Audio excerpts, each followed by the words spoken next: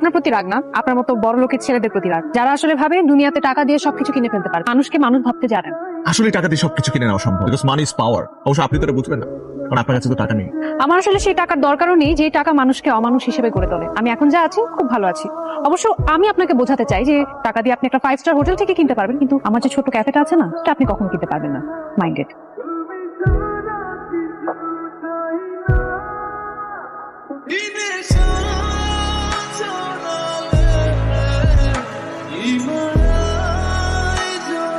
Hello, কালকে কি আমার সাথে একটু দেখা করতে পারবেন? আপনি যেখানে বলবেন আমি সেখানেই আসবো।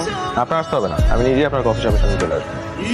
এছাড়া তোর মায়ের চিকিৎসার আর কোনো উপায় ছিল না। মায়ের চিকিৎসার উপর তো আসলে কিছু নেই। তুই রাগ করিস না মা, আমি খুব অসহায়। এরকম হাজারটা কফি শপ হতে পারবে, তবে মায়ের জীবনটা তো আবার চলে আসতে পারবে। তুই কলম দে মা। আপনি জিতে গেলেন, আমি হেরে গেলাম। আসলে পৃথিবীতে টাকার উপরে কিছু